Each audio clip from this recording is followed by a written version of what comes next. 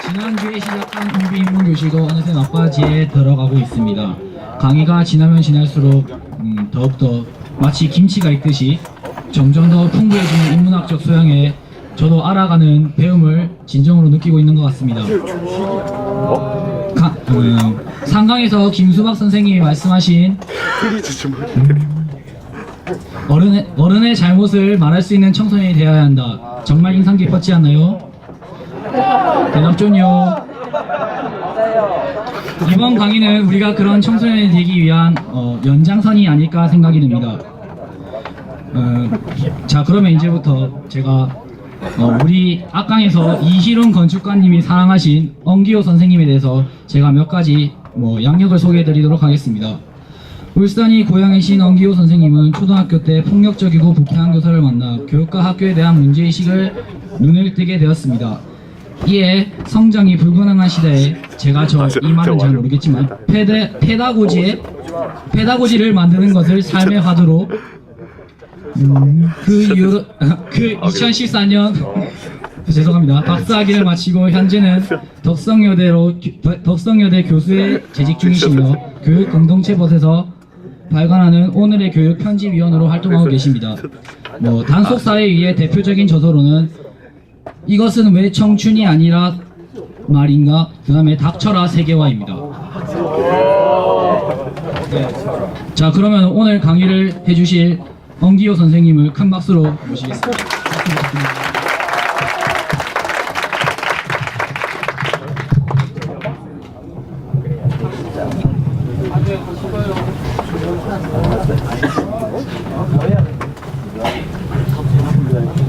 예, 반갑습니다. 저는 엄교라고 하고요. 지금은 그 연세대학교랑 그 덕성여대에서 문화인류학을 가르치고 있어요. 오. 예, 오늘, 잠깐만요. 제가 오늘 여러분, 원래 제가 이렇게 강의하고 할 때 PPT나 이런 거 써가지고 강의를 안 하거든요. 근데 대신에 고등학생들한테 얘기할 때는 뭔가 이렇게 좀 그림을 보여주는 게 좋을 것 같아가지고 제가 그동안 세계 여행 다니면서 찍은 사진이 있어서 그 사진들을 좀 보여주면서 말씀을 드리도록 할게요. 오늘 제가 여러분들한테 말씀드리고 싶은 거는 공부란 무엇인가, 공부를 왜 하는가에 대한 이야기예요. 많은 경우에 우리가 이제 여러분 공부 왜 하세요? 먹고 살라고요. 네, 대학 가려고 공부하죠. 그죠? 한국이라는 나라가 공부를 왜 하냐고 그러면 이건 너무 답이 뻔하죠. 저도 고등학교 때 대학 가려고 공부를 했던 건데, 사실 우리가 동양의 또는 서양의 옛날 성현들부터 얘기한 바에 따르면 공부를 왜 하는가, 한마디로 표현하면 그거는 좋은 삶을 찾기 위해서 하는 게 공부예요. 좋은 삶이란 무엇인가, 어떻게 사는 게 좋은 건가. 이제 이런 걸 고민하는 게 공부의 핵심인데, 우리가 이제 초등학교 6년, 중학교, 고등학교 6년 해가지고 12년을 다니면서도 좋은 삶이 뭔지, 내가 어떻게 사는 게 기쁜 건지 이런 걸 생각해 본 적이 별로 없어요. 사실 국어 시간에 여러분들이 써야 되는 글이 있다면은 그런 지금 제가 말씀드린 것처럼 이런 내가 언제 기뻤는가, 그리고 그게 왜 기뻤는가, 그리고 도덕 시간이나 윤리 시간이라면 왜 그 기쁜 게 좋은 것인가, 이제 이런 걸 공부하고 해야 되는데, 우리는 이제 태정재생 문단서부터 열심히 외워야 되기 때문에 그런 걸 이제 생각할 틈이 없죠. 여러분은 어떤 삶이 좋은 삶이라고 생각하세요? 예, 이 말 하면은 꼭 행복한 삶이라고 그러더라고요. 그럼 어떻게 사는 게 행복한 거예요? 예? 어떤 게 행복한 삶이에요? 여기 몇 명한테 물어볼까? 이게 줄이 짧은 거. 제가 이렇게 하면 몇 명 이렇게 그냥 일어나서 크게 얘기해보세요. 여기. 제약이 없는 삶을 사는 게 행복하다. 제약 없는 삶이라 그러면은 우리가 그걸 자유라고 얘기할 수 있겠죠. 그죠? 자유롭게 사는 게 행복하다. 자, 그러면 자유는 또 뭘까요? 어떻게 사는 게 자유로운 거죠? 네? 여유 있게 사는 거. 그게 이제 자유로운 거다. 여유 있게 살려면 이제 가진 게 많아야 되겠네요. 그죠? 네, 가진 게 많아야 그 중에서 선택할 수가 있겠죠. 예, 또. 예, 자기가 하고 싶은 대로 하고 사는 게 이 자유로운 삶이다.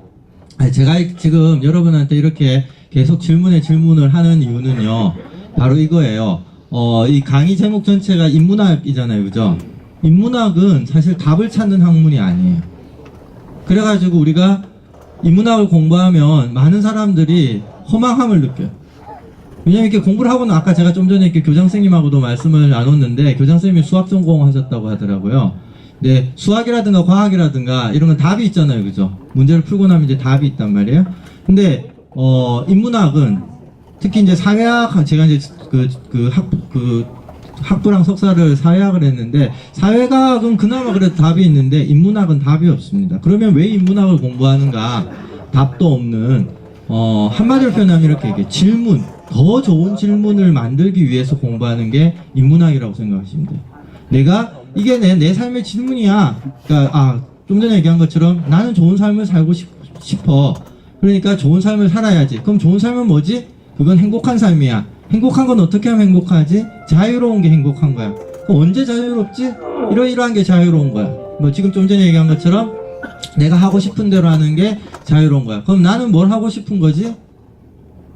그러면 예를 들면 연예인이 되고 싶다, 아이돌이 되고 싶다 이렇게 얘기할 수도 있겠죠, 그죠?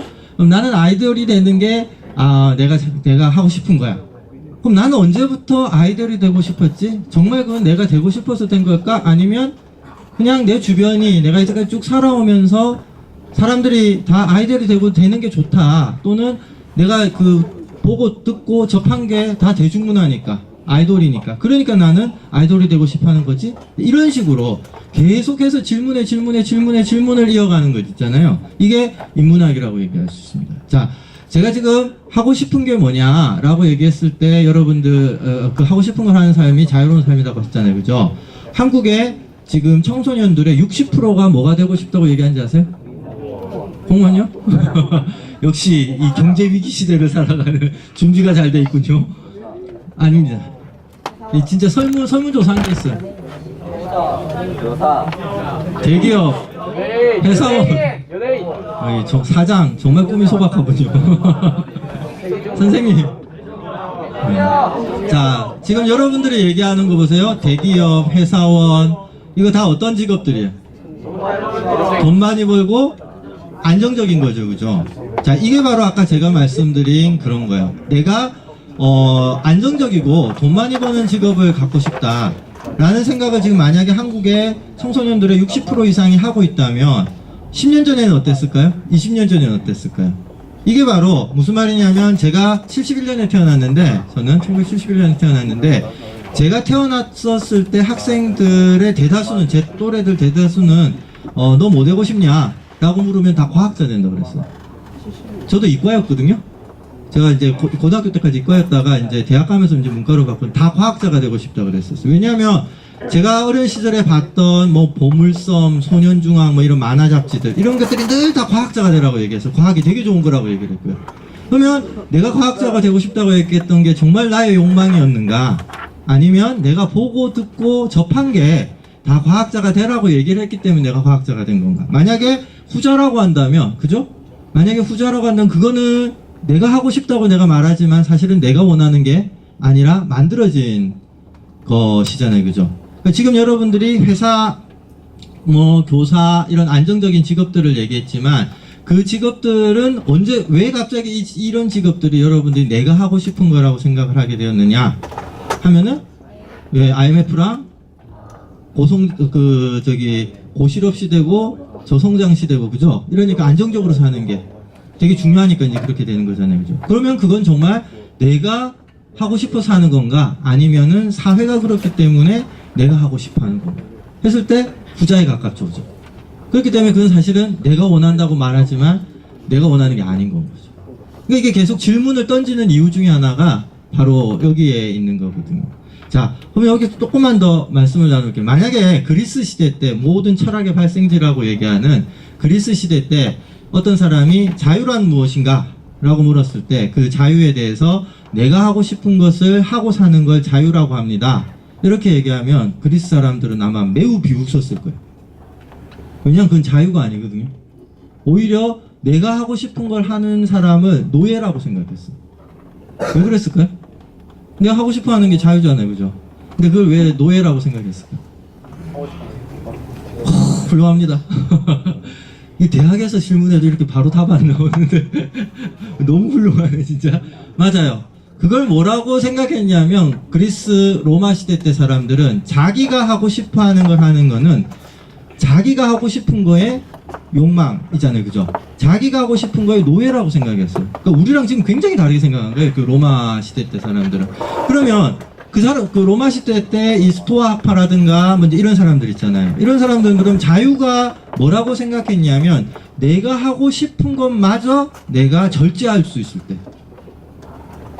나한테 그 절제하는 힘이 있을 때 있잖아요.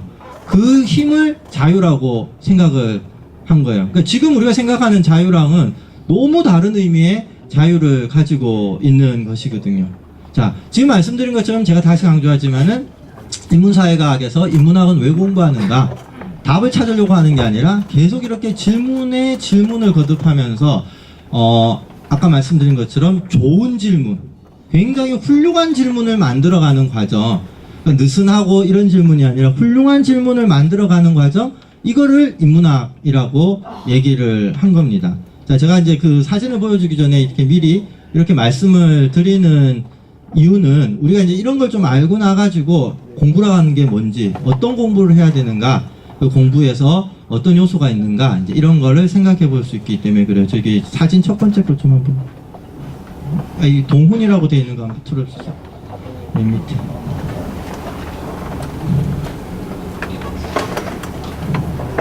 좀 꺼주실래요? 네, 이게 공부예요. 어때요? 이거 처음 봤을 때 어떤 느낌 드세요? 네? 신비롭죠? 멋있죠? 처음, 이제까지, 이제 켜주셔도 됩니다. 어때요? 너무 멋있지 않아요? 예, 저거를 제가 찍은 거 아니고요. 제 친구가 찍은 건데. 저는 사진 찍는 거 싫어해가지고 사진기를 안 들고 다니고 무겁기만 하고 그래가지고, 그래서 저는 사진 잘 찍는 사람하고 늘 같이 다녀요. 그래서 이제 여행이 끝나고 나면 사진 달라 그래가지고 그냥 제가 써먹고 다니거든요. 자, 이거 어디서 찍었냐면 몽골에서 찍었어요. 예, 몽골에서 찍었고, 저기 있는 산이, 저기 산 있죠? 저 산이 몽고의 3대 성산 중에 하나라고 불리는 산이에요. 몽고가 이제 라마불교를 믿기 때문에 산을 되게 숭배하거든요.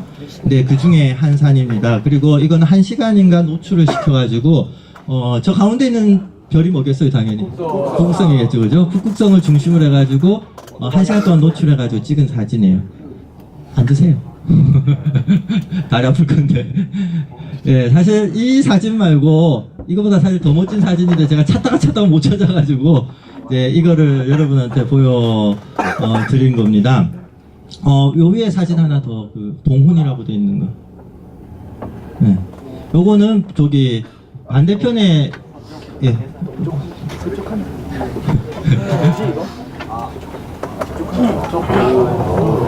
얘도 멋있죠, 그죠? 이거는 이제 저쪽이 북극성이고요. 저쪽 끝으로 이렇게 이제 떨어지고 있는 건데, 자, 여러분들이 지금 이 두 사진을 보면서 무슨 반응을 보면 와 했잖아요, 그죠? 이게 굉장히 중요한 거예요, 공부를 하는 데서. 공부에서 가장 중요한 것 중에 하나가 뭐냐면요, 여러분들 와 한 거 그거를 부자로 표현하면 뭐라고 표현할 수 있을까요? 감탄. 그죠? 약간 좀 더 있어 보이는 말로 바꾸면요. 염탐? 염탐은 아니지 않을까? 경탄. 그쵸? 예, 또 다른 뭐 이게 다 똑같은 말이에요. 우와. 예, 경의. 예. 이런, 지금 여러분들이 우아한 거 있잖아요. 이거를 이제 학문에서는 경의라고 해요. 경탄이라고 얘기도 하신 것처럼. 자, 그러면 무엇이 우리로 하여금 공부를 하게 하는가? 무엇이 우리로 하여금, 내가 저걸 좀 알아봐야 되겠다. 공부를 하는 이유는 알기 위해서 하는 거잖아요. 그죠? 알아봐야 되겠다라는 생각을 하게 하느냐? 하면 바로 지금 여러분들이 보인 이런 경이로움이에요. 살면서 내가 경이로움을 느끼지 못한다면, 나를 경이롭게 하는 게 없다면은 우리는 사실 배우려고 하지를 않겠죠. 그렇지 않겠어요? 그 뭐 다 아는 거고 진부한 거고 그렇고 그런 거고, 그런데 우리가 왜 그걸 갑자기 공부를 하고 싶어지고 알고 싶어지겠어요? 그죠? 그게 아니라 내가 이제까지 생각해보지도 못했던 거, 내가 이제까지 만나보지도 못했던 거, 이제 이런 거를 만났었을 때, 지금 여러분들은 사실 이런 사진은 부산에서는 볼 수가 없잖아요. 그죠? 부산에서 볼 수 있는 건 저 광안대교 얼마 전에 뚫었다는 그 부산항대교의 그 이 인위적인 인공적인 그 야경, 그것도 멋있긴 멋있죠. 어쨌든 그런 건데 이런 건 볼 수가 없잖아요, 그죠? 근데 이런 걸 그러니까 여러분들 봤었을 때 우와 한단 말이에요. 자, 그럼 우리 인간이라고 하는 존재는 언제 이런 경이로움을 느끼는가? 이 경탄을 느끼는가? 사실 이런 경탄, 제가 좀 전에 말씀드린 것처럼 이런 경탄과 경의가 있어야지만 우리가 호기심을 가지게 되는 거잖아요. 그죠? 호기심을 가지게 되고 그것에 대해서 알아봐야 되겠다는 생각이 들고 그 다음에 끌리고 매혹되고 매력을 느끼게 되는 거란 말이에요. 그러면 우리는 언제 어떤 것에 대해서 이런 경이로움을 느낄까요? 새로운 거라고 다 경이로움을 느끼나? 네? 아름다운 거, 낯선 거, 네, 또, 네? 이국적인 거. 자, 이게 지금 다 얘기한 한마디로 표현은 모르는 것이죠, 그죠? 근데 하나가 더 필요합니다. 모른다고 해가지고 우리가 무조건 경이로움을 느끼지는 않아요. 예, 매력이 있어야 되겠죠? 새로워야 되고, 자기가 알고 싶은 걸 알아야 되고. 근데 자기가 알고 싶은 거라고 하면 이미 내가 알고 있는 거잖아요, 그죠? 이미 내가 알고 있는 거면은 별로 이렇게 경탄이 안 날 수가 있겠죠. 오히려 지금 핵심 뭐예요? 내가 모르던 거니까 이렇게 경탄이 나오는 거잖아요. 예? 흥미를 가져야 된다. 근데 흥미를 가진다는 것도 잘 생각해 보면은 내가 만약에 이미 흥미를 가지고 있으면 알고 있는 거니까, 그죠? 이런 와 하는 느낌은 안 들겠죠, 그죠? 호기심. 충격을 줘야 된다. 감동을 줘야 된다. 그럼 충격과 감동은 어디로부터 오는 걸까요? 심장이 콩닥거려야 된다. 그러니까 그 심장이 콩닥거리는 거 굉장히 중요해. 지금 충격이 오고 감동이 오고, 그죠? 그게 이제 심장이 콩닥거린단 말이에요. 그럼 이게 어디로부터 이런 심장이 콩닥거리는 게 올까요? 새로운 거. 호기심. 무슨 이게 똑같은 말 계속 반복하고 있어. 하다 보면 새로운 거, 하다 보면 새로운 거. 남들이 한 얘기는 하지 맙시다. 예? 뇌하수체. 내가 참 진짜 뇌하수체가 담당하는 거 아닌 것 같은데 내 생물학 특채시계 따르거든요. 예, 뭘까요? 예.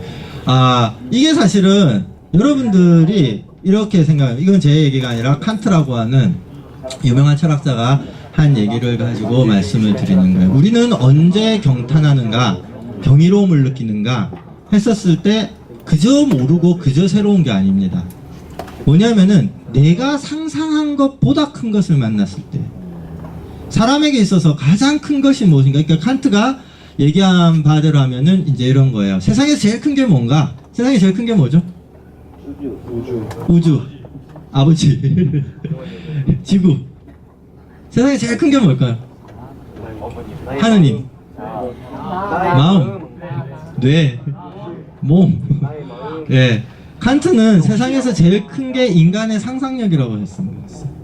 사실 그렇잖아요, 그죠? 우리가 인간의 상상력이라는 게 제일 크잖아요. 뭐든 상상할 수가 있잖아요. 예를 들면 우주가 제일 크겠죠. 우주가 제일 크지만 인간은 심지어 뭐까지 생각하는 거예요? 우주의 바깥도 생각하잖아요, 그죠? 저렇게 방울을 늘어뜨리고 있으면 동네에 그 누구도 건드려서는 안 돼요.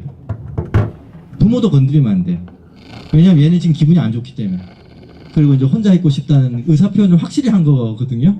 그리고 만약에 왼쪽이 아니라 이제 오른쪽으로 이렇게 방울을 늘어뜨리잖아요, 그죠? 이렇게 오른쪽으로 방울을 늘어뜨리면 그게 무슨 뜻이냐면 나는 지금 인생에 너무 괴로운 일이 있는데 상담을 하고 싶다. 누군지 나한테 좀 조언을 해달라 라는 표시예요. 그러면 내가 바깥로 이제 동네 어른이 바깥로 막 가다가 어떤 여자애가 이제 이쪽에 건너리고 있잖아요. 그러면 그 사람은 바시고 뭐고 갈로 가면 안 돼. 무조건 앉아가지고 걔 얘기를 다 들어줘야 돼. 걔 얘기를 다 들어주고 걔한테 할 말 뭐 이렇게 내가 이제까지 네 얘기를 들어보니 어쩌고 저쩌고 하면서 다 얘기해줘. 그래서 걔가 가라고 할 때까지 걔가 이해되시죠, 그죠? 걔가 이제 뭔가 좀 이렇게 해결이 된 것 같습니다 라는 말을 할 때까지는 이제 좀 약간 제가 과장적으로 얘기를 하는 거긴 한데 이제 가면 안 되는 그런 거예요. 어때요? 여러분들도 저런 거 우리 한국의 의사소통 표시 저런 거 있으면 괜찮을 것 같지 않아요? 네, 그죠? 뭐라고? 전부 다 끼고 있어. 그죠? 만약에 예를 들면 여러분 집에 가가지고 가만히 있고 싶은데 엄마랑 아버지랑 뭐 와가지고 엄청 못살게 구거나 이렇게 괴롭힐 때 많잖아요, 그죠? 그럴 때 이제 방울을 이제 오른쪽에 딱 차면은 가시오. 이제 이런 뜻이에요. 그리고 나를 괴롭히지 마시오.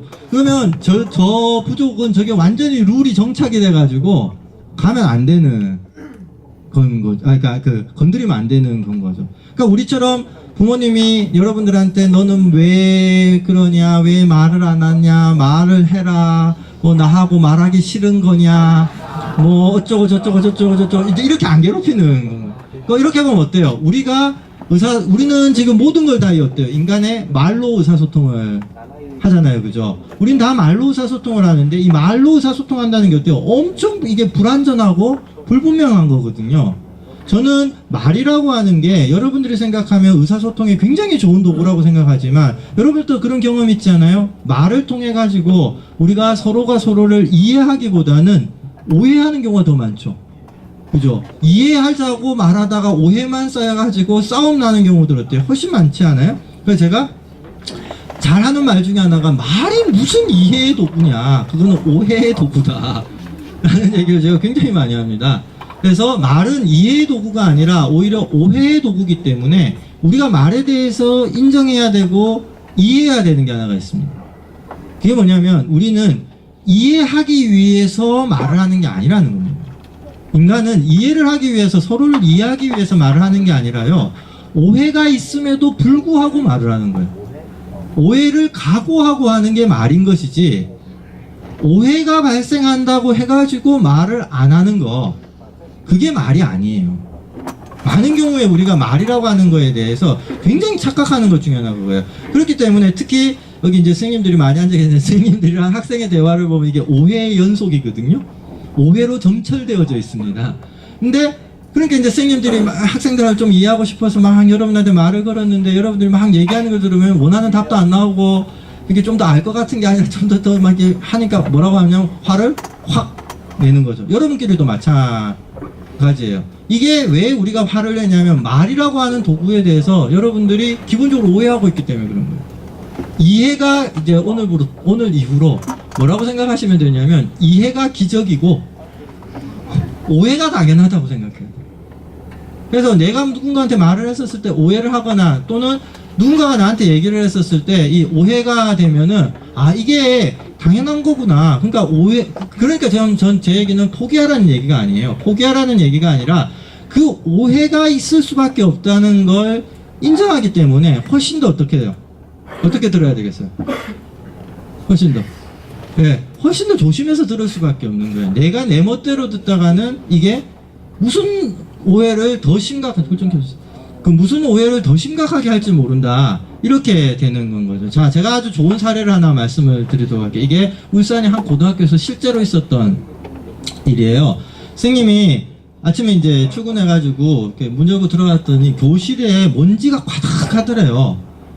먼지가 가득하고 막 책상이 막 이렇게 널브러져 있고 그 다음에 막 핏자국이 이렇게 떨어져 있더라고요. 놀래가지고 왜 이러냐 그랬더니 두 명이 절친이었는데 둘이 그날 아침에 완전 치고받고 싸워가지고 난리가 난 거예요. 그 치고받고 싸워 난리가 나고 이제 코피 쏟아가지고 한 명이 이렇게 쓰러져 있고 그래가지고 일단 이제 코피 흘리네 이제 양호실 가가지고 이제 치료하고 난 다음에 이제 데려왔어요. 데려온 다음에 너네 둘이 왜 싸우냐. 이 선생님 너무 이해가 안 가는 거죠. 왜냐면 이 둘이 워낙 친했던 친구거든요.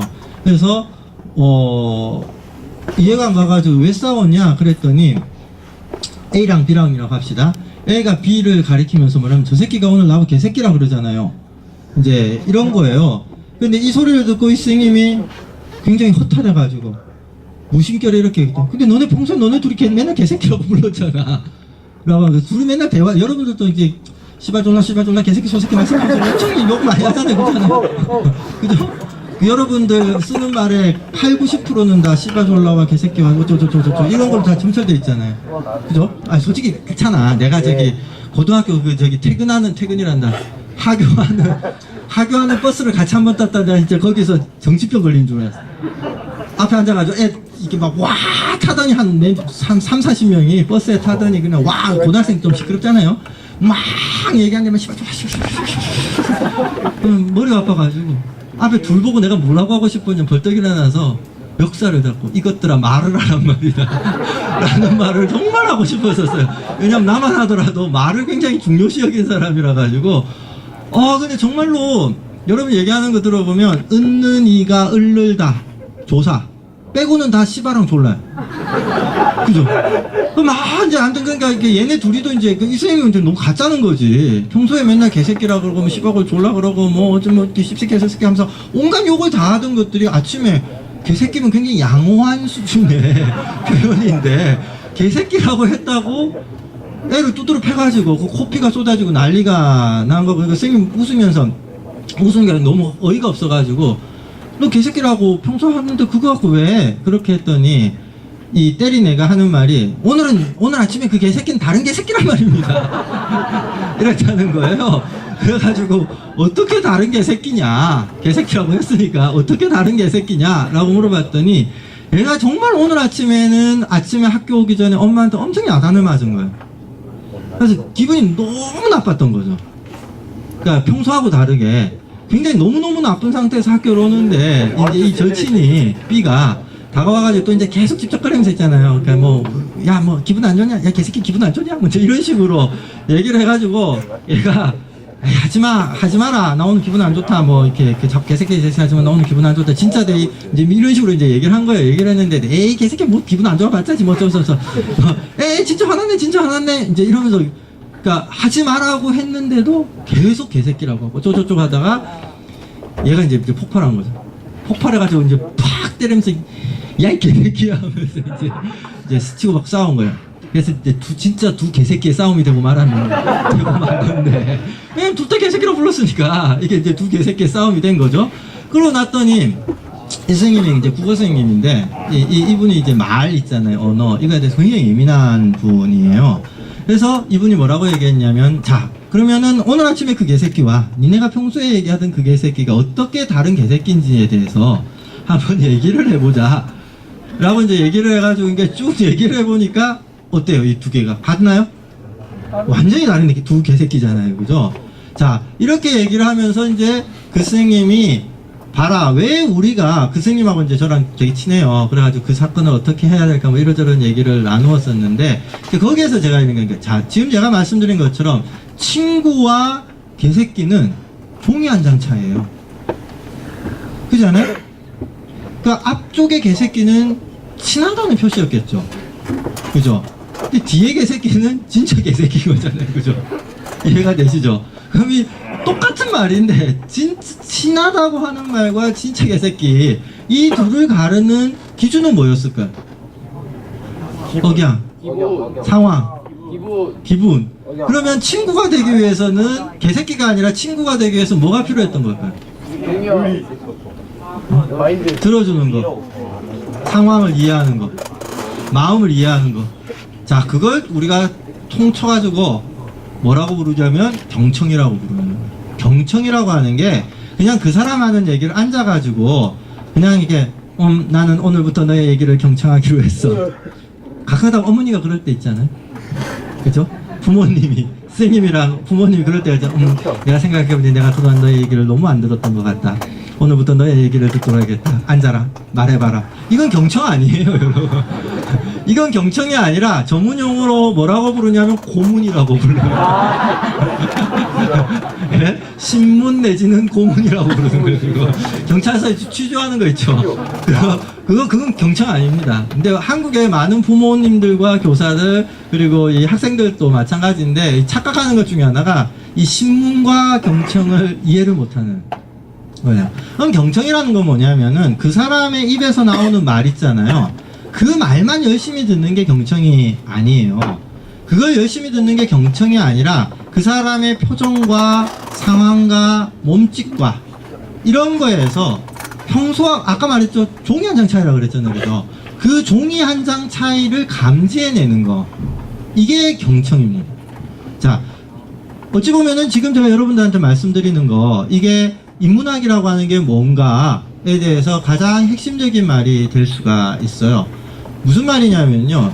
우리가 왜 인문학이라고 하는 걸 공부하느냐면 바로 그런 감수성을 키우기 위해서 공부하는 거예요. 아까 제가 경이로움이라고 얘기했잖아요. 그죠? 그리고 질문. 이게 두 번째가인 거예요. 보이지 않는 차이. 눈에 보이지 않는 차이를 감지해낼 줄 아는 거 있잖아요. 이걸 감수성이라고 하고, 감수성이라고도 하는데 이 감수성을 키우는 게 인문학에서는 굉장히 중요합니다. 자, 인문학이라는 말을요 한자로 쓰면 사람 인자죠, 그죠? 사람 인자에 뭐예요? 그럴 문자를 쓴단 말이에요. 자, 이렇게 사람 인자에 그럴 문자를 쓰면 인문학은 무엇에 대한 공부가 되는 거냐면 사람의 본질에 대한 공부예요. 사람이란 무엇인가? 인간이란 무엇인가? 인간은 어떻게 사는가? 무엇이 인간에게 좋은가? 이런 굉장히 추상적이고 본질적인 얘기 있잖아요. 이런 걸 하는 게 인문학이 된다면은 지금 제가 말씀드린 이런 경청 있죠. 이제 이런 관점에서 우리가 인문학을 바라보면 한자로 그럴 문자에다가 앞에 요 실사자 있죠. 여기 한자 아나? 아, 있어요. 아무튼 그런 게 있다고 쳐요. 이 실사자라고 하는 걸 이렇게 딱 붙이면은 무슨 문자가 되느냐면 문의 문자가 돼요. 문의. 그래서 사람의 본질을 탐구하는 학문이 아니라 어떤 사람의 문의를 읽을 줄 아는 능력. 그러니까 친구의 표정과 친구의 아까 여러분들 썼던 표현대로 무드와 그죠? 분위기 그리고 이 친구가 처한 상황 이게 이제 문의라고 통칭할 수가 있는 거거든요. 그 문의를 읽을 줄 아는 힘이에요. 사실은 문학이라고 하는 거는 특히 이제 국어나 영어나 이런 데서 문학이라고 하는 건 뭐냐면 바로 그 문의를 표현하는 거, 드러내는 거. 이게 문학에서는 굉장히 중요해요. 사람이란 무엇인가? 너무 본질적인만 하는 건 어때요? 재미가 없죠. 근데 그 사람 하나하나의 문의를 읽거든요. 자, 제가 이 사람의 문의라고 하는 걸 깨닫게 된 아주 좋은 사례를 하나 말씀을 드리도록 할게요. 문의가 어떤 거냐면 제가 이제 대만에 갔는데 대만의 온천이 되게 좋아요. 그래서 제가 가끔 이제 대만의 온천에 놀러 가는데 그 대만 온천에 가가지고 이렇게 몸을 이렇게 대만 온천 되게 싸요, 여러분. 비행기 값도 되게 싸. 요새 비싸져 버렸어. 그 뭐지? 그것보다 할배. 아무튼 그 망할 놈의 할배들이 그 대만 가는 바람에 비행기 값이 너무 비싸져가지고 제가 이제 부르르 떨면서 가지를 못하고 있는데 싸게 갈 때 내가 18만 원도 갔었는데 12만 원, 18만 원도 갔었거든요. 온천 하는 데가 800원밖에 안 해요. 진짜 싸요. 그 동네 저기 800원. 시에서 만든 온천이 있어요. 시립 온천이 있는데 거기 800원밖에 안 하거든요. 그래서 진짜 싸죠, 그죠?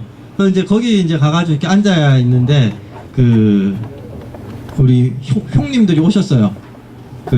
저기 대만에서는 흑사회라고 부르거든요. 검을 흑자에 사회사자 써가지고 검은 사회, 영어로 블랙 소사이어티라고 하는데 이 흑사회 형님들이 이렇게 들어오셨어요. 우리 흑사회 형님들 보면 어때요? 바로 짐작하죠. 몸에 이렇게 다 이렇게 그림을 하나씩 다 그리고 계시잖아요. 있죠? 호랑이 용 이제 아니면 일본 게이샤 같은 이런 그림 이렇게 쫙 그려갖고 이게 몸좀 또 이러신 분들이잖아요. 쭉 들어오셨죠. 들어온 걸 보고 있으니까 흑사의 형님이네. 그러면 이제 난 이제 몸조심을 해야 되잖아, 그지? 괜히 이제 얼쩡거리다가 터지면 안 되니까. 그러니까 조심해야지. 어때요? 이제 이런 게 읽힌 거죠. 그 사람의 몸에서 뭘 본 거예요? 무늬를 본 거죠. 이해가 되시죠? 이게 인문학이에요.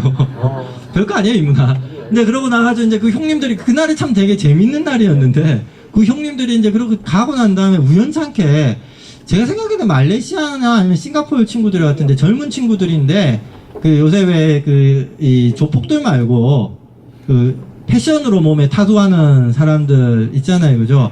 그 사람들이 좋아하는데 이 사람들은 한눈에 봐도 깡패가 아니에요. 깡패가 아니라 정말 멋으로 한 게 이제 드러나더라고요. 심지어 한 명은 뒤에 여기 목덜미에 난 그런 타투는 처음 봤었어요. 어떤 타투를 했냐면은 앙코르와트. 여기다 앙코르와트를 이렇게 타투를 했더라고요. 처음 봤는데 앙코르와트 한 사람은. 그러니까 누가 봐도 그건 뭐예요? 깡패가 아니라 멋쟁이들인 거잖아요. 그래서 멋쟁이들이네 하고 이제 봤어요. 그리고 이제 지나가고 난 다음에 이렇게 나는 계속 이제 이렇게 탕 안에 앉아 이렇게 누워가지고 있는데 50대 60대 된 중년 아저씨들이 들어오는데 이 상반들은 당연히 어때요? 몸에 아무런 타투가 없죠. 타투나 이런 게 없죠. 없고 그냥 이렇게 배만 나오고 이제 이렇게 축 처진 몸에 이제 이런 몸으로 이렇게 쭉 들어왔는데 저는 그때가 너무 저한테 충격적이었어요. 왜 충격적이었냐면 내 눈에 읽히는 게 아무것도 없는 거예요. 당연히 맨몸에 아무 그림이 없으니까 아무것도 읽히는 게 없는 거죠. 왜 그게 저한테 충격적이야? 아니 그래도 내가 인문학이라고 하는 걸로 박사씩이나 했는데 그잖아요? 박사씩이나 했는데 저 사람의 타도를 보고 저 사람은 조폭이다. 그리고 저 사람의 타도를 보고 저 사람은 멋쟁이다. 하는 안 깨도 돼. 저 사람의 뭐 그거는 그거다라고 얘기하는 건 초등학생도 알 수 있는 거잖아요. 그잖아요? 그건 초등학생도 알 수 있는 거고, 그러면 나같이 공부를 한 인간은 뭐냐면 한 사람의 몸을 보고 한 사람의 표정을 보면서 다른 어떤 문의를 읽어낼 줄 알아야 되는데 내가 읽어낼 줄 아는 게 없는 거죠. 이걸 우리가 문맹이라고 표현하는 거예요. 문맹이라는 게 여러분 뭐 이게 까막눈이라고 얘기하는 문맹이 있잖아요. 그 문맹이라는 게 글을 못 읽는 사람만 문맹이라고 얘기를 하는 게 아니라 인문학적으로 보면 어떤 사람이냐면 다른 사람의 표정과 다른 사람의 행동과 다른 사람의 분위기를 전혀 읽을 줄 모르는 사람, 아까 제가 얘기했던 대로 하면 경청할 줄 모르는 사람 있잖아요. 이런 사람이 사실은 문맹이에요. 자, 여러분 어떤 것 같습니까? 여기에서 또다시 학교에 대해서 한번 질문을 해보도록 할게요. 여러분들이 지금까지 학교에서 살아오면서 사람의 문의를 읽는 훈련 잘 된 것 같아요? 예. 잘 된 것 같아요? 예. 뭔가 이렇게 좀 이렇게 가슴이 아픈데요, 선생님들. 그죠? 우리 여러분들 눈치만 이제 선생들 눈치 따지는 것만 굉장히 잘 발달해 왔죠. 하지만 어때요? 아까 그 개새끼 얘기 나온 것처럼 이제 그런 내 친구, 내가 일상적으로 이어나간다. 우리가 계속 뭔가 경이로워하면서 뭔가를 배워간다고 했었을 때 가져야 되는 가장 중요한 태도 중에 하나가 뭐냐면 바로 다른 거를 미개하거나 우리보다 열등한 거나 또는 우리보다 못난 거라고 생각하는 경향들이 많이 있다는 거예요. 만약에 그것이 우리보다 미개하거나 열등하거나 이런 거면 우리가 글로부터 배울 수 있는 게 없겠죠, 그죠? 이제 많은 경우에 우리가 이 다름을 그런 식으로 이해하는 굉장히 안 좋은 버릇이 있습니다. 여러분들이 공부를 계속해 제가 아까 말씀드린 것처럼 그 공부를 계속해 나간다고 했었을 때 동력이 뭐냐면은 다른 사람을 봤었을 때 우월을 따지지 않는 태도가 굉장히 중요해요. 우월을 따지는, 우열 있잖아요. 열등하냐, 우월하냐 하는 이걸 따지는 게 아니라 나하고 다른 존재라고 바라보는 거. 그렇게 다른 존재이기 때문에 내가 이제까지 생각했던 것과는 다른 방식으로 세상을 설명할 수 있고 다른 방식으로 세상을 바라볼 수 있게 해주는 존재다 라고 생각을 하는 거죠. 그랬을 때 우리가 그 사람을 어떻게 되냐면은 무시하거나 깔보거나 두려워하는 게 아니라 그 사람을 환대할 수가 있게 되는 거예요. 왜냐하면 나한테 새로운 가르침을 주는 사람이기 때문에 그런 거거든요. 그래서 영어로 이게 되게 재밌는 표현이에요. 영어 공부 많이 하세요? 네, 그래요. 고마워요. 영어로 환대가 뭐예요? 웰컴. 영어로 환대가 뭐예요? 헬로우 이런 웰컴. H로 시작하는. 예, 호스피탈리티가 환대라는 뜻이죠, 그죠? 그 다음에 H로 시작하는 똑같은 다른 뜻이 적대가 뭐죠? 예, 호스틸리티가 적대거든요. 근데 여러분 한번 생각해서 너무 신기하지? 환대랑 적대는 반대말이죠. 완전 반대말이잖아요, 그죠? 근데 왜 이거 영어 시험 칠 때 많이 틀려요. 이거 호스틸리티랑 호스피탈리티를 사람들이 비슷하게 생겨가지고 많이 틀리는데 신기하지 않아요? 왜 비슷하게 생겼을까요? 적대랑 환대가 이게 완전히 다른 뜻인데 이게 왜 비슷한 종이 한 장 차이다. 왜 종이 한 장 차이죠? 글쎄요. 이 두 단어가 어원이 똑같아요. 호스트라는 데서 이렇게 온 단어인데 호스트가 무슨 뜻이죠? 주인이라는 뜻이죠, 그죠? 근데 왜 주인이라는 뜻에서 온 건데 이게 하나는 환대고 하나는 적대일까요? 나쁜 주인이라 착한 주인의 차이다. 제가 힌트를 하나 드릴게요. 어원으로 보면 이 호스트라는 단어에 주인이라는 뜻도 있고 손님이라는 뜻도 있대요. 왜 이게 주인이랑 손님 정말 안 되잖아요, 그죠? 내가 주인이면서 동시에 손님일 수가 없고 손님이면서 주인일 수가 없잖아요. 근데 왜 이게 호스트란 단어에 그 두 단어 이 뜻이 다 들어가 있을까요? 손님이라는 뜻도 있고 주인이라는 뜻도 있을까요? 네, 손님이 결국 주인이 될 수도 있다. 내가 지금은 주인이지만 언젠가는 손님이 될 수도 있다. 그래서 같은 뜻일까요? 예? 주객전도. 예. 비슷비슷한 얘기예요. 막 대충은 맞는 얘기인데 정확하게 얘기하면 이겁니다. 어원적으로 보면 있잖아요. 정확하게 얘기하면 이렇대요. 저도 제가 이렇게 라틴어 전공은 아니니까 정확하게 모르는데, 그 철학자들이 얘기한 바에 따르면은 이렇대요. 주인이라는 말은 어떤 뜻이 있냐면은요, 첫 번째 손님이란 뜻을 가지고 있어요. 그러니까 내가 이 땅에 도래한 첫 번째 손님이라는 거예요. 누가 주인이냐? 이 땅에 도래한 첫 번째 손님을 주인이라고 한다는 그런 거거든요. 되게 신기하지 않아요? 그래가지고 이 환대랑 적대가 왜 동시에 일어날 수가 있냐면은, 내가 이제 주인 노릇하고 살고 있는 거잖아요. 그죠? 주인 노릇하고 살고 있는데 어떤 손님이 찾아오잖아요. 예를 들면 이주 노동자라든가 이런 손님이 찾아오잖아요. 찾아오면은, 아, 내가 그동안 손님이었는데 그걸 까먹고 주인인 척 하면서 살고 있었던 거죠. 그래서 나의 본질이 손님이라는 걸 깨우쳐줘서 감사하다. 이러면 환대가 되는 거고, 아니 니만 안 찾아왔으면 내가 계속 주인 노릇하면서 떵떵거리고 사는데 네가 오는 바람에 내가 손님이라는 내 정체가 탄로났다. 그래서 이제 기분이 나쁘다. 그래서 내가 손님이라는 걸 보여주기 싫다. 이래서 죽여버릴 수가 있겠죠. 그죠? 이러면 적대가 된다고 얘기를 하는 거거든요. 그래서 환대와 적대를 가르는 거는 내가 손님이라는 걸 깨우쳐주는 거, 이게 배우는 것이 되겠죠. 그죠? 그 배우려는 자세를 가지고, 내가 모르던 것, 내가 까먹고 있던 것을 가르쳐 주니까, 그 배우려는 자세를 취하면 우리가 환대를 할 수가 있는 건 거고, 그게 아니라 나를 위협한다. 내 자리를 이렇게 위험하게 한다. 이러면은 적대하게 되는 거예요. 제가 어떤 식으로 얘기를 많이 하면, 공부를 하는 거 사람의 가장 큰 태도는, 공부를 하는 사람이 가져야 되는 가장 큰 태도는 당연히 뭐가 되겠습니까? 네? 환대인 거예요. 모르는 존재를 다른 존재로, 위험한 존재가 아니라, 모르는 존재를 그러니까 위험한 존재로 받아들이는 게 아니라 다른 존재라고 생각을 하면서 그 다름으로부터 내가 이제까지 상상해보지 못했던 것, 생각해보지 못했던 것을 배울 수 있다 라고 생각하는 것, 이게 공부에서는 제일 중요한 태도가 되는 것이거든요. 자, 제가 지금까지 얘기했었던 걸 이제 기반을 둬가지고 우리 사회가, 한국이라는 사회가 있잖아요. 그리고 우리 교육이 어떤 처지에 놓여 있는가 하는 걸 가지고 말씀드리면서 여러분들이 어떤 교육을 어떤 식으로 공부를 했으면 좋겠다라는 걸 말씀을 좀 드리도록 할게요. 아주 그냥 못되게, 결과적으로 단적으로 못되게 여러분한테 말씀드리면, 저는 지금 한국의 교육은 체계적으로 사람을 무능력자로 만들고 있다고 생각해요. 공부를 하면 할수록 사람이 유능해지고 똑똑해지고 그 다음에 이 능력이 생겨야 되거든요. 근데 공부를 하면 할수록 우리는 굉장히 무식해지고 있어요. 그리고 삶의 문제를 해결해 나가는 아무런 힘도 없어지고 있습니다.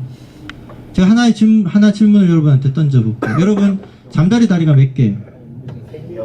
6개 다리. 네, 잠자리 다리가 6개입니다. 잠자리 다리가 6개예요. 잠자리 다리가 왜 6개예요? 네. 이게 우리가 왜 무식해졌는가를 증명해주는 질문이고 대답이에요. 무슨 말이냐면요. 자, 제가 뭐라고 물었나요? 잠자리 다리가 몇 개냐고 물었죠. 여러분 뭐라고 대답했어요? 네, 왜 6개라고 대답했어요? 과학 시간에 뭐라고 배웠냐면, 곤충이니까 다리가 6개라고 배웠잖아요. 그죠? 제가 곤충의 다리를 물어봤어요? 잠자리 다리를 물어봤어요? 잠자리요. 네, 근데 왜 잠자리 다리가 몇 개냐고 물었는데 그걸 곤충이라고 대답을 할까요? 잠자리 곤충이라서. 네, 잠자리가 곤충이니까 그렇죠. 그죠? 자, 제가 말씀드린 왜 우리가 이 삶의 무능력자들만 만들고 있느냐라는 게 바로 이거를 일본의 교육심리학자인 오자와 마키코라는 사람은 이렇게 표현합니다. 여러분들이 공부하고 있는 것은 한마디로 표현하면은 다 추상적이고 기호학적인 것만 공부하는 걸 공부라고 생각한다는 거예요. 그러니까 잠자리에 대해서 얘기를 해보라 그러면 잠자리에 대해서 얘기를 하는 게 아니라 잠자리보다 항상 잠자리를 추상화한, 잠자리를 기호학화한 곤충에 대해서 얘기를 한다는 거예요. 예를 들면 여러분들 보고 제가 여기 이과 있어요? 이과 자고 있어? 이과 충격량 계산하는 법 배우죠? 그죠? 만약에 10톤짜리 트럭이랑 10톤짜리 트럭과 1톤짜리 트럭이 시속 60km로 달려와가지고 정면으로 부딪혔어요. 그랬었을 때 이 양쪽의 충격량을 계산해봐라. 이런 계산하실 수 있죠. 이과생들 같은 경우에는. 근데 그거를 만약에 여러분들한테 충격량을 계산하라고 묻는 게 아니라 두 트럭이 부딪혔을 때 어떻게 될 것 같냐? 라고 물으면 뭐라고 대답해요? 아파요. 박살나요. 예. 이게 무슨 말이냐면 사실은 여러분들이 초중고등학교 때 학교에서 배운 지식이 삶의 문제를 풀어나가는데 아무짝에도 쓸모가 없다는 거예요. 그리고 여러분들이 배운 지식이, 저는 지식이 쓸모없다고 얘기하는 게 아니에요. 지식은 굉장히 쓸모있어요. 근데 여러분들은 그 지식을 어떻게 배웠냐면 다 쓸모없게 배운 거예요. 지금 죄송합니다 이렇게 얘기해가지고. 예? 우리의 삶이라고 하는 거는 굉장히 문제투성이로 구성되어져 있거든요. 근데 그 문제투성이인 삶을 해결하기 위해 가지고 우리는 지식을 공부해요. 그런데 여러분들이 배운 지식이 여러분들의 삶에서 부딪히는 문제들을 해결하는데 도움이 안 된다. 이럼 우리는 왜 공부를 해야 되는 거죠? 제가 아주 단도직입적인 몇 가지 사례를 이렇게 좀 가슴 아픈 사건 있었던 것까지 좀 포함해가지고 말씀을 드릴게요. 2004년에 동남아에서 쓰나미가 있었죠. 그래서 엄청나게 많은 사람이 죽었잖아요. 그죠? 쓰나미의 전조 증상 중에 하나가 뭐예요? 네, 바닷물이 이렇게 쫙 빠지는 거거든요. 이거 지구과학 시간에 배우거든요. 그죠? 근데 그 푸켓 해변가에 있었던 그 수많은 서구로부터 온 한국에서 간 또는 일본에서 간 이 수많은 관광객들이 지구과학을 안 배웠을까요? 배웠습니다. 배웠었어요. 근데 물이 쫙 빠지는 걸 보면서 지구과학 시간에 분명히 물이 빠지는 거는 이 쓰나미의 전조 증상이라는 걸 배웠지만 물이 쫙 빠지는 순간에 도망간 사람들이 없었어요. 도망간 사람들은 없고 물이 쫙 빠지니까 그 바닷물 바닥에 광어가 뛰놀고, 아니 진짜로 광어가 뛰놀고 막 개가 막 왔다 갔다 하고 난리가 난 거죠. 해산멍게가 막 있고 이러니까 모든 관광객들이 그 장면에서 신기함을 느꼈겠죠. 그죠? 와 신기하다면서 다 바다로 기들어갔어요. 농담이 아니다. 내가 지금 이거 심각한 얘기하고 있는 중이라니까. 전부 다 바다로 기들어갔어요. 와 신기하다 하면서. 그랬는데 이게 그 BBC 아시죠? 그 영국 방송. BBC에 실제로 인터뷰가 됐던 거예요. 그 바닷물이 빠지는 장면을 보고 영국인가? 어떤 애였는데 꼬마예요. 우리로 치면 초등학생 정도였던 것 같은데 이 초등학생이 그게 생각이 난 거예요. 학교에서 배운 게. 걔는 뭐 그런 거 가르쳐 줬나 봐요. 아무튼. 그래가지고 엄마랑 아버지가 바다로 들어가고 있는데 애가 엄마랑 아버지한테 뭐라고 얘기를 했냐면은 엄마 도망가야 돼. 높은 데로 도망가야 돼. 바닷물이 곧 밀려올 거야. 그래가지고 부모들이 왜 바닷물이면 엄마 아무튼 내가 그렇게 배웠어. 바닷물면 우리 빨리 도망가야 돼. 해가지고 걔가 엄마랑 아버지를 설득해가지고 차를 타고 정말 미친 듯이 산 꼭대기로 올라갔대. 그 가족만 살았어. 네? 말을 듣는 걸 봐서 좋은 엄마 아빠를 합니다. 보통 부모들이 사람들 얘기 안 듣잖아요. 그죠? 자, 어쨌든 간에 이해가 되시죠? 무슨 말인지. 자, 다시 한번 제가 말씀드리지만은 그 수많은 진짜 수백만 명이 수십만 명이 죽었어요. 그 수십만 명이 지구과학을 안 배웠을까요? 그 수십만 명 중에 상당수는 지구과학을 배웠어요. 배운 사람들이고 시험 문제에 다음 중 바닷물 그 쓰나미가 오는 것의 전조 증상인 것은 1번 바닷물이 빠진다, 2번 구름이 밀려온다, 3번 뭐 천둥이 친다, 뭐 4번 뭐 어쩌고 저쩌고 한다. 이러면 다들 막 마구마구 비웃으면서 1번에 동그라미를 쳐가지고 다 맞췄을 사람들이에요. 하지만 그 지식이라는 게 실제로 문제가 벌어졌었을 때 있잖아요. 그 문제가 벌어졌을 때 그게 문제라고 하는 걸 감지하지도 못했고 어떻게 대처해야 되는지도 몰랐다는 건 거죠. 다시 이걸 뒤집어서 얘기하면 저는 그래서 여러분들이 할 수 있는 말 중에 선생님들이랑 그 대화를 나누거나 이럴 때 이렇게 얘기하는 친구들도 있잖아요. 선생님 저는 자동차 정비공이 될 건데 미분적분을 왜 배워야 되나요? 뭐 선생님 저는 뭐 오토바이 수리하면서 살 건데 내가 태종태세 문단세를 왜 배워야 되나요? 라는 식으로 얘기하는 친구들이 있을 거예요. 실용적이지 않으니까 나는 공부하지 않겠다 라고 얘기하지만 사실은 지식은 굉장히 쓸모가 있는 거라는 거예요. 제가 지금 말씀드린 것처럼. 근데 문제의 핵심은 뭐냐면 지식이 쓸모 있느냐 지식이 쓸모 없느냐가 아니라 쓸모 있는 지식을 우리는 얼마나 쓸데없이 배우고 쓸모없게 배우고 있느냐가 중요한 거죠.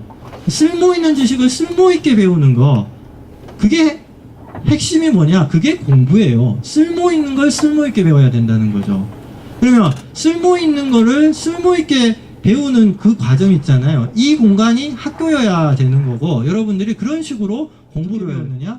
쓸모없게 배운 거고, 지금부터 우리한테 필요한 건 이 지식을 쓸모 있게 어떻게 하면 계속 내 삶의 문제들을 풀어나갈 수 있는가 있잖아요. 이걸로 배우는 거. 그것이 가장 필요한 공부라는 것이거든요. 자, 그러면 이런 공부를 하기 위해서 저는 여러분들이 어떻게 살았으면 좋겠다고 생각하는가. 이제 그걸 좀 말씀드리고 여러분들 뭐 질의응답 있으면 좀 질의응답을 받도록 할게요.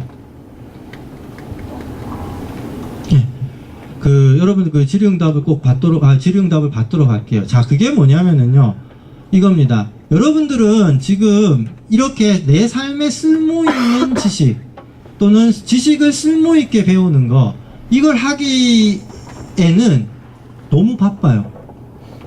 여러분들이.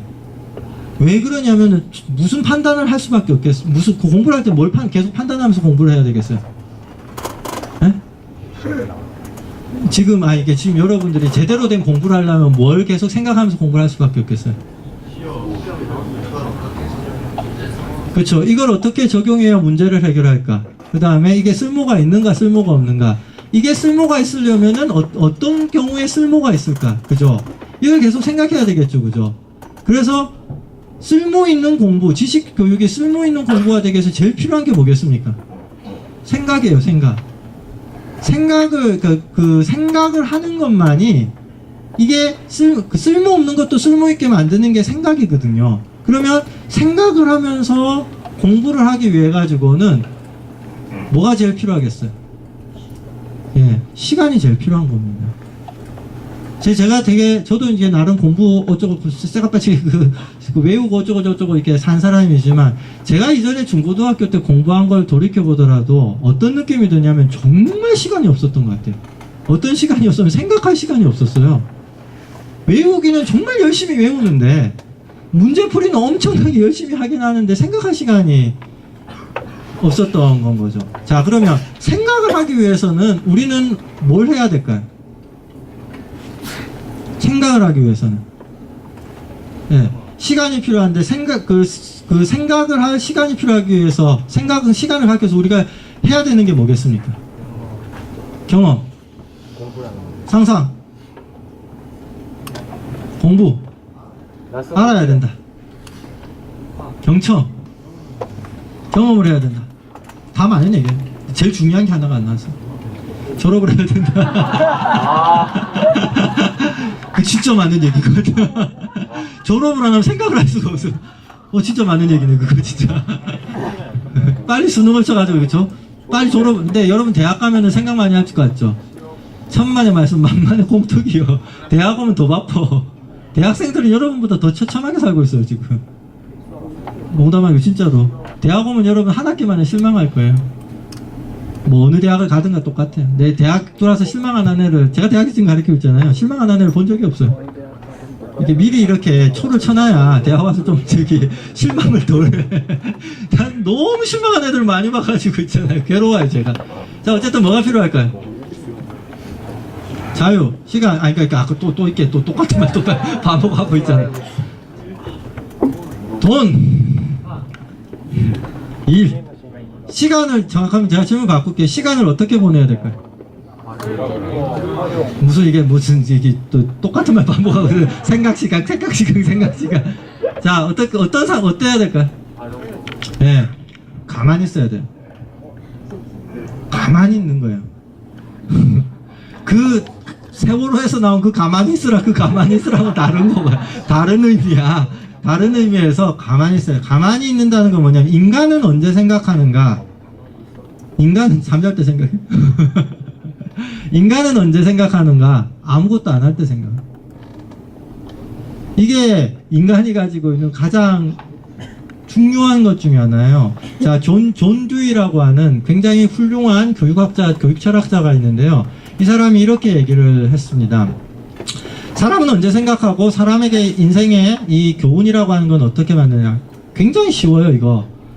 자, 여러분들이 불 속에 손을 넣는다고 한번 생각해 보세요. 불 속에 이렇게 손을 넣어요? 손을 넣으면 어떻게 되겠어요? 뜨거워요. 손이 되죠, 그죠? 그러고 나면 어떤 깨달음이 오죠. 어떤 깨달음이 와요? 불에 손 넣으면 뜨겁구나. 네, 다시는 불 속에 손을 집어넣어서는 안 되겠다는 깨달음이 오죠. 자, 이걸 듀이라고 하는 철학자는 두 개로 나눠서 설명을 해요. 하나가 뭐냐면 불 속에 손을 집어넣는 거. 이건 내가 하는 거잖아요, 그죠? 능동적인 행위예요, 그죠? 능동적인 행위고 이걸 영어로 trying이라고 해요. 해봄이라고 하는 함이라고 합니다. 자, 손이 됐단 말이에요. 그러면 뜨거워서 빼자, 그죠?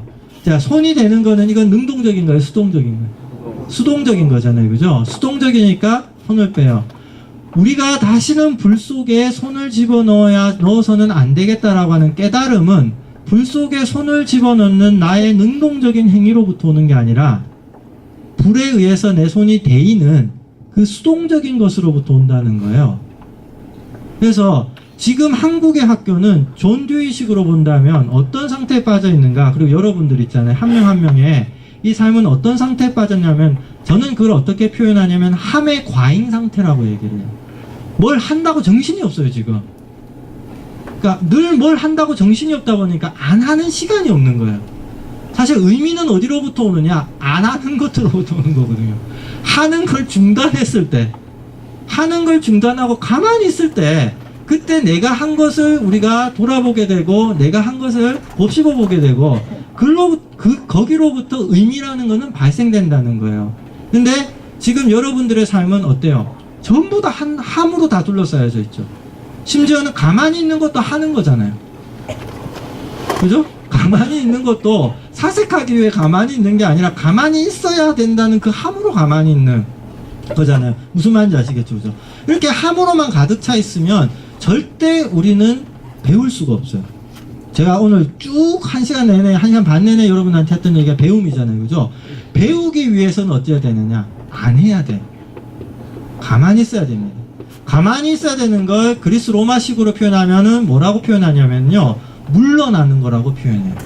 나를 바쁘게 하는 거, 나를 빡치게 하는 거, 이것으로부터 물러나는 거예요. 자, 이 중에 하나가 뭐냐면 인터넷이에요. 인터넷에서 여러분 막 쉼없이 댓글 달고 또 글 올리고, 그 다음에 글 올린 거에 누가 또 하면 이렇게 또 막 이렇게 하고, SNS 같은 것도 마찬가지로 트위터 내가 글 썼는데 누가 뭐 이렇게 댓글 달면은 빡쳐가지고 거기에 바로 더 답변 달기도 하고, 아니면 좋아요 막 끊임없이 누르고 있고, 저거 리트윗하고 하루 종일 바쁘잖아요, 그죠? 하루 종일 좋아요 눌러야 되고, 하루 종일 리트윗 해야 되고, 하루 종일 빡쳐가지고 대답해줘야 되고, 하루 종일 그러고 있는 거죠. 이거는 아무 의미도 여러분한테 발생시켜 줄 수가 없는 거예요. 이해가 되시죠, 그죠? 그래서 여러분한테 필요한 건 뭐냐? 그 함으로부터 물러나는 거예요. 물러나가지고 가만히 있는 거예요. 제가 제 수업을 듣는 대학생들하고 실험 비슷한 걸 한 적이 있어요. 여러분이 제일 못하는 게 뭔 줄 아세요? 가만히 있는 거예요. 정말 가만히 있는 걸 못해요. 어? 못한다고? 예. 네. 자, 저는 그래서 항상 이렇게 주장합니다. 선생님들한테 하는데, 학생들에게 멍 때릴 시간을 줘야 된다. 이 멍 때리는 시간이야말로 얼마나 훌륭한 사색의 시간인 거며, 멍만 때려요? 하루 종일 멍만 때려요. 자, 이해가 되시죠? 무슨 말인지. 그래서 저는 여러분들이 인터넷이나 아니면 어떤 게시판이나 또는 SNS나 하는 건 다 좋지만, 그 시간을 저는 뭐라고 부르냐면요, 실시간이라고 불러요. 실시간이라고 우리가 보통 얘기하잖아요, 그죠? 실시간으로 우린 움직이죠. 실시간으로 반응하고, 실시간으로 움직이고, 실시간으로 기쁘고, 실시간으로 슬프고, 실시간으로 분노하죠. 그 실시간이라고 하는 시간에서 떠나셔야 돼요. 이 실시간이라고 하는 시간은 시간이 아니에요. 그 시간이라고 부를 수 없는 시간입니다. 그 시간에서 떠나가지고 가만히 있는 시간 있잖아요. 가만히 있는 그 시간이 여러분들을 비로소 생각을 하게 하는 거고, 그 생각을 통해서만, 그게 아무리 쓸모없는 지식이라고 하더라도 쓸모있는 지식으로 바뀔 수가 있는 거예요. 특히 언제 우리는 물러나야 되는가? 제가 아까 처음에 얘기했었던 그걸로 해가지고 이렇게 여러분들이 무엇을 경험하고 살다가 경이로움을 느꼈을 때, 무엇인가를 낯선 것을 만났을 때, 새로운 것을 만났을 때, 그런 걸 만나고 나면 그 시간을 해서 그 순간을 충분히 즐기고 난 다음에 한 걸음 물러나면서 있잖아요. 그 시간에 내가 경험한 거, 배운 게 뭔가 하는 거를 생각하는 거. 그 생각을 통해서만 의미는 발생할 수가 있는 거예요. 그러니까 너무 바쁘게 살지 마시라는 얘기예요. 제 얘기의 핵심은 너무 바쁘게 살지 말고 너무 실시간에 매이지 않았으면 좋겠어요. 그래서 정말 배움이 있는 그런 삶을 이렇게 여러분들이 곧 중고등학교에서도 이렇게 지냈으면 좋겠습니다. 예, 제 얘기는 이걸로 마치고요. 여러분들 질문 있으면은 한 서너 개, 뭐 4-5개 정도 받도록 하겠습니다.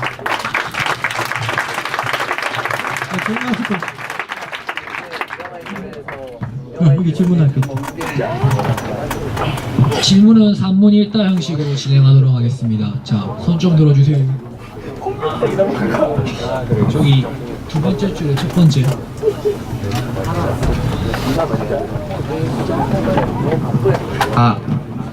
네, 2학년 3반의 한승진이라고 합니다. 뭐 알렸더라? 아까 마지막에 이제 우리가 멍 때리는 시간을 가지면서 생각할 시간을 이제 가지자고 했는데, 이제 사회라는 것이 이제 뭐 많은 사람들이 있는 거니까 혼자서 이렇게 내가 멍 때리는 시간을 가지겠어 뭐 이렇게 하게 되면은 뭐 다른 사람들은 흔히 그 사람을 일탈행위라고 생각을 하게 됩니다. 그러니까는 우리는 모든 사람들이 그런 시간을 가질 수 있는, 그러니까 그런 생각을 이제 집어넣어야 되는데 그게 지금 안 되고 있어요. 그러니까 그거를 되게 하려면은 어떤 지금 형 교육 체제는 뭐 좀 좋은 점이나 그런 걸 찾아볼 수 없는, 그러니까 좋은 점이 있으신지 있는 거라고 좀 생각하시는지, 뭐 아예 없는 걸 수도 있고요. 예, 그 세계를 이렇게 뭐 따로따로 좀 답변하기보다는 묶어가지고 얘기를 하는 게 좋을 것 같아요. 그러면 이제 이게 답이 될 것 같긴 한데, 저는 그 가장 좋은 교육은 질문이 있는 교육이 제일 좋은 교육이라고 생각해요. 그 질문을 많이 할 수 있는 교육이라고 생각하는데, 여러분 질문 많이 하세요? 수업 시간에? 어때요? 여러분들 그 질문할 때 아무거나 막 질문하세요? 아니면은 질문할 때 눈치 봐요? 왜 어떤 눈치 보죠? 끝나가지 안 끝나가는지. 수업이 끝나가지 안 끝나가는지. 수업이 안 마치고 또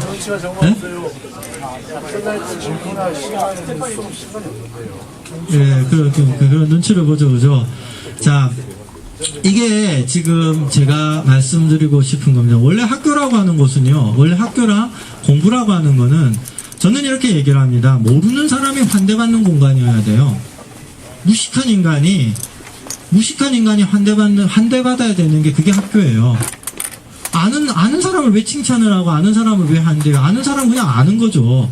근데 한국의 학교는 제가 굉장히 비판적인 것 중에 하나가, 한국의 학교는 아는 자가 환대받고 무식한 자는 천대받죠. 멸시받고 모욕받잖아요, 그죠? 그럼 그게 왜 학교예요? 학교는 무식한 자가 공부하려고 모여있는 데가 학교지, 아는 자가 잘난 척하려고 모여있는 게 학교가 아니잖아요, 그죠? 근데 뭐 저는 좀 재수없는 소리면 저는 그렇게 막 초중고등학교 때 공부 잘해가지고 그렇게 큰 모욕을 당하지는 않기는 했었는데, 돌이켜가지고 이렇게 생각해보면 제 친구들이 왜 그렇게 전 나중에 공부하다가 알게 됐어요. 정말 모욕스러웠겠다. 이해가 되시죠, 그죠? 그 모욕을 받으니까 질문을 할 수가 없는 거예요. 왜냐하면 질문 잘못했다면 쪽팔리기도 하고, 그다음 친구들한테 모욕을 당할 수도 있고 선생님한테 모욕을 당할 수가 있으니까 질문을 안 하는 거잖아요, 그죠? 자, 그러면 질문 중에 제일 좋은 질문이 뭐라고 생각하세요? 어떤 질문이 가장 좋은 질문일까요? 내가 알고 싶은 거. 네? 탐구하는 질문. 그러니까 딱 한마디로 표현해 봅시다. 제일 좋은 질문. 질문의 왕. 막 뱉는 질문.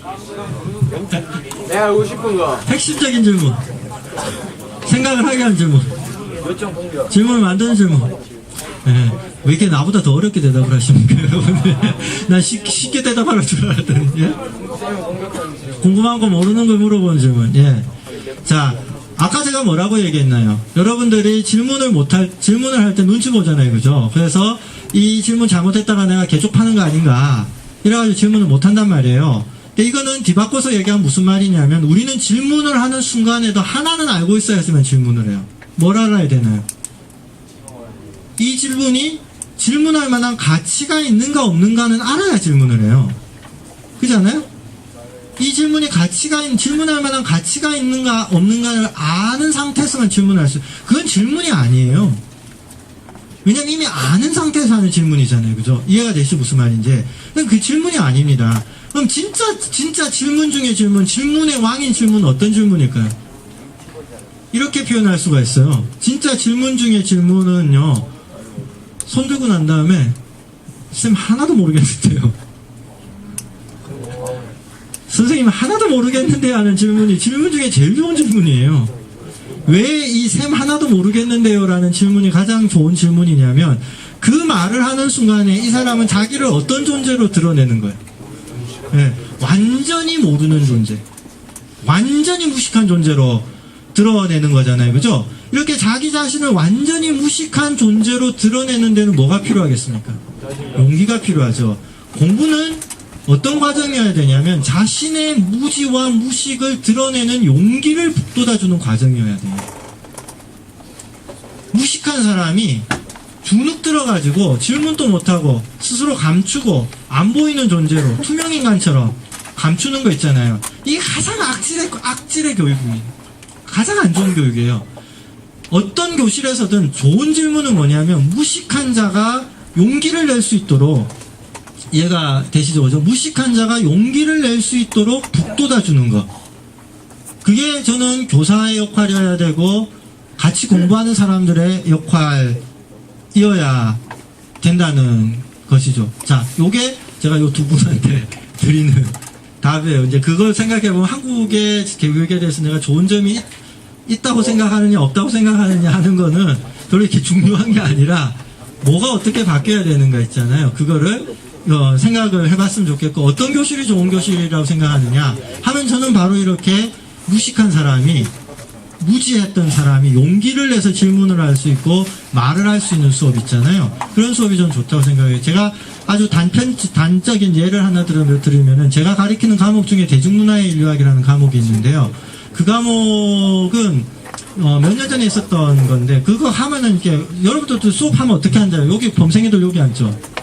그죠? 범생이들 이렇게 앉고, 날라리랑 뭐 이렇게 좀 공부 안 하고 자는 애들은 저기 벽 쪽으로 이렇게 쫙 붙어서 앉잖아요. 그죠?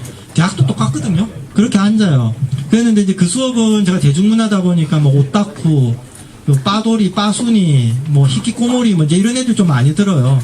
그래서 이제 한 학기 동안 열심히 이제 가르치고 났더니, 중간고사쯤 돼가지고 어떤 그 오타쿠가 와가지고 자기가 좀 발표를 한번 해보고 싶대요. 그러니까 한 번도 자기는 그런 발표를 해본 오덕들, 그 덕후들. 그래가지고 자기는 발표를 해본 적이 없는데, 선생님 수업에서는 한번 발표를 해보고 싶다고. 그래가지고 발표를 해봐라.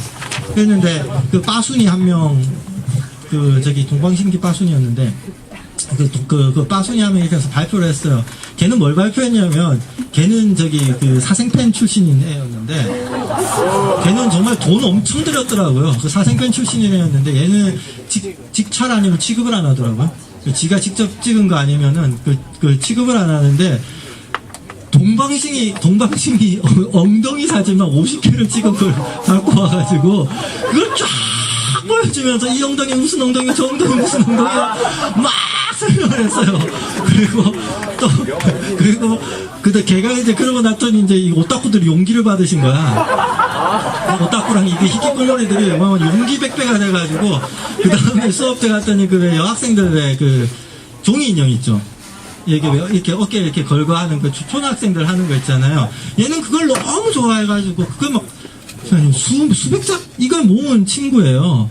그래가지고 그 대학생이 그런 거 한다고 완전히 왕따 되기 쉽잖아요. 사실 여러분들도 이제 그런 식으로 하면 안 되는데, 어쨌든 걔도 이제 그런 친구라 가지고 그거를 지가 모았던 거 있잖아요. 그거 막 또 사진을 찍어가지고 와가지고 뭐 이 인형은 어떻고 저 인형은 어떻고 하면서 쫙 돌아가면서 이제 설명을 했어요. 근데 이제 나는 요 앞에 앉아가지고 이제 수업을 들었는데 수업을 들었는데 너무 재밌었거든요. 그래서 나 막 박수를 치면서 너무 재밌다고. 그래서 와, 그런 것도 있구나. 그럼 나는 되게 많이 배웠죠. 그래서 막 박수를 치고 있었는데 박수를 치고 이제 내가 배웠더니 발표하던 친구가 너무 이제 흥분을 해가지고 자기 생전 처음 칭찬을 들어본 거니까 맨날 그 욕만 먹고 이러다가 했더니 뭐 나보고 뭐 근데 스님님 내가 볼 때 이런 걸 책으로 배우신 것 같아 이제 이렇게 얘기를 했어요. 그래서 난 맞다고 난 책으로 배웠다고 진짜 경험을 해가지고 배운 게 책으로 배웠다고 해서 네 같은 친구가 이렇게 얘기를 해주니까 내가 진짜 배운다 라고 얘기를 한 거죠. 그러고 나가지고 이제 중간고사였고 중간고사 끝나고 난 다음에 수업을 들어갔더니 오타쿠들이 요 앞에 오고오고 오타쿠 히키코모리 그 히키코모리 하나는 맨날 학교 이러고 다니던 애거든요. 얼굴 안 보여주려고 있잖아요. 막 이러고 다니고 뭐 물으면은 하면서 도망가고 있잖아요. 이런 애는 얘네들이 여기 옹기종기 모여 앉아있고 그 다음에 범생이들 있잖아요. 범생이들이 벽 쪽으로 이렇게 쫙 그래서 나중에 왜 이러냐 라고 물어봤더니 뭐라고 대답을 하냐면은 범생이들은 그래서 스님들도 이거 좀 생각해 주셨으면 좋겠는데 범생이들이 뭐라고 대답하냐면요 자기는 태어나서 자기 말이 소외받는 경험을 처음 해봤대요. 그러니까 늘 학교에서 범생이들이라는 얘기는 선생님들이 귀히 듣고 경청하고 그리고 의미 있는 이야기라고 듣고 그죠? 가치 있는 이야기라고 듣고 이랬던 건 거죠. 그랬다가 제가 좀 전에 얘기한 것처럼 저는 그 범생이들 발표할 때 너네 뭐 하고 살았니? 아까 걔는 그런 훌륭한 발표를 했는데 약간 좀 이런 때 너무 한심하게 앉아가지고 듣고 있으니까 그냥 범생이들이 와가지고 발표하는데 주로 뭐 언제가 좋았냐 뭐 싱가포르 여행을 갔던 게 좋았습니다 뭐 그러면서 싱가포르 사진 막 보여주는데 전 싱가포르 수십 번도 더 갔다 왔거든요. 근데 내 앞에서 싱가포르 사진 보면 나한테 무슨 감흥이 오겠어요. 무슨 경이로움이 있겠어. 그잖아요? 이러고 있었더니 이제 너무 한심하다. 이제 이런 표정을 짓고 있었더니 얘네 너무 기분 나빴던 거예요. 그래서 이렇게 그렇게 하면 안 되긴 하는데 어쨌든 이렇게 안정돼요. 그러면서 나중에 토론할 때 그런 얘기가 나왔어요. 이 앞에 있었던 친구들은 뭐라고 얘기하면 이건 아까 친구가 질문한 거에 대한 답이에요. 뭐라고 대답을 했냐면 자기 말이 말로 받아들여지는 경험을 처음 해봤다는 거예요. 진지하게. 그것도 공적으로. 이 오덕들이랑 이 히키코모리랑 이 친구, 빠소니 이 친구들은요. 그리고 범생이들은 또 최초로 자기 말이 소외되는 경험을 처음 해봤다고 얘기를 하거든요. 저는 그래서 아까 나 혼자 시간을 들이고 나 혼자 멍 때리고 있잖아요. 하는 게 중요한 게 아니라 저는 이게 수업이라고 하는 게 또 학교라고 하는 공간이 이미 우리가 굉장히 위계화해 놓은 공간이거든요. 위계화했다는 게 공부 잘하는 애 말은 귀히 듣고 경청되고 그죠? 그렇지 않은 친구들은 안 듣고 아니면 어떤 친구들의 말은 말 같지도 않은 말로 취급하고 이제 이러잖아요. 그죠? 저는 이것이 뒤바꿔지는 경험. 그죠? 이런 게 뒤바꿔지면서 말 같지도 않은 말이 말이 아닌 게 아니라 굉장히 중요한 말이구나. 그 말로부터 우리는 배울 수 있구나라는 거 있죠. 그걸 이제 범생이들도 경험하게 되는 거고 이 친구들, 이 오타쿠랑 이 친구들은 제가 했던 그 수업에서 뭘 경험하게 되냐면 저는 그걸 이렇게 표현합니다. 사회적 존재감이라고 사회적 존재감이라고 하는 것을 획득하는 거예요. 처음으로 자기 말을 공적으로 들어주는 사람이 있었기 때문에 사회적인 존재감을 가지게 되는 것이거든요. 저는 교육이라고 하는 건 우리가 공부하는 과정은 이렇게 서로에게 사회적 존재감을 돌려주는 과정이어야 된다고 생각해요. 그리고 그거는 한 명이 개인적으로 노력해서 될 문제가 아니라 여러분들이 선생님들이랑 같이 협력하면서 수업을 어떻게 만들어 갈 건가 있잖아요. 그죠? 그리고 공부를 어떻게 해나갈 건가 그거하고 연결이 되는 거겠죠. 거기에서 다시 한 번 더 강조하자면 뭐가 필요하겠어요? 용기가 필요한 것이고요. 내가 하는 말을 한번 해보겠다. 예, 한 번만 더 이렇게 뭐 할 질문 있으면 해보고. 질문 한 번만 더. 간호면 안 하셨던 분들. 저기 그쪽에 저 친구네. 네, 저기 소외된 검은 친구네. 저요? 네, 저 끝에 네, 저기 검은 친구네. 소외된 검은 친구들. 소외되진 않았는데.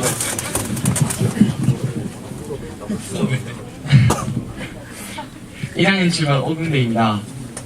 초등학교 때 폭력적인 부패한 교사를 만났는데 만약에 지금 그 교사를 만난다면 어떻게 하고 싶습니까? 이거는 먼저 대답해도 될 것 같은데. 저는 그 선생은 제 평생의 왼수예요. 저는 용서할 수 없어요. 끝. 농담이 아니라 저는 용서할 수 없어요. 왜냐하면 여러분 용서를 하기 위해서 가장 필요한 것 중에 하나가 두 가지예요. 하나는 사과고요. 하나는 용기예요. 그러니까 사과는 저한테 그 엄청난 폭력을 휘둘렀던 그 교사가 진심으로 저한테 사과를 해야 되는 거고, 저는 사과 없는 용서는 있을 수 없다고 생각하거든요. 그렇지 않겠어요? 우리는 용서라는 말을 너무 쉽게 해요. 그리고 용서해달라는 말을 너무 쉽게 하고요. 근데 용서가 만약에 그렇게 쉬우면 안 되죠. 왜냐하면 진정으로 사과하는 게 없이 용서를 했고, 그렇게 용서를 강요받았고, 사실 어떻게 보면 피해자들이 그렇게 진정으로 사과하지도 않았는데 용서를 강요받으면서 왔기 때문에 대충 사과하면 된다고 생각을 하고, 그렇게 대충 사과하는 것 때문에 아무도 책임을 안 지니까, 뭐 나라도 그렇고 우리 사는 것도 그렇고 있잖아요. 계속 이 모양 이 꼬라지로 어찌 보면 계속 반복되는 것이잖아요. 그러니까 저는 제가 용기가 없어서 용서를 못하는 것이지만, 저로 하여금 용서할 수 있게 용기를 내기 위해서는 분명히 그 사람의 사과가 선행돼야 된다고 생각해요. 저는 그분이 나이가 많이 들었기 때문에 시간이 많이 지났으니까 용서? 아니요, 절대 그럴 생각 없어요. 네, 지금 그 교수님의 사정상 이제 질의응답은 괜찮. 미친 듯이 가면 돼. 그럼 마지막 한 명을. 여기 3명 다 듣고 해. 괜찮아. 미친 듯이 가면 돼. 그럼 3명 차례대로 한 분씩. 2학년 3반의 김승현이라고 합니다. 네, 저도 상당히 사회 비판적인데, 저는 학교를 공장으로 비교를 많이 해요. 서로 다른 학생들이 들어와서 똑같은 그거를 주입받고 똑같은 과정을 거쳐서 똑같은 물건으로 같은 졸업해서 나가잖아요. 근데 저는 공장에서 문제를 할 때 그냥 공장에서 그 틀을 찍어내는 그 기계만의 문제가 아니라 그 공장을 운영하는 사장과 그 공장에 대한 그 허가를 내준 그런 사회 자체가 문제가 있다고 생각하는데, 아까 우리나라 교육 절차에서 상당히 비판적으로 말씀하셨잖아요. 그러니까 저는 그거에 대해서 교육만의 문제가 아니다, 사회 자체 문제다 라고 해서 생각하고 싶은데, 그거에 대해서 말씀하십니까?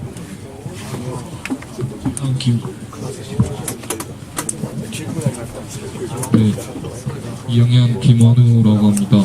정말 간단한 질문인데 한국 교육이 변화할 수 있을까요? 라고 질문하고 싶습니다.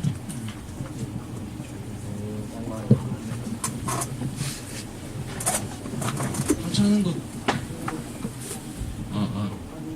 2학년 김민우라는 학생입니다. 하찮은 것도 쓸모있게 할 수 있는 시간을 가져야 하는데 그분이 잘 이해가 안 가서 그런데, 교수님은 하찮은 걸 쓸모있게 했던 경험은 무엇이 있었는지.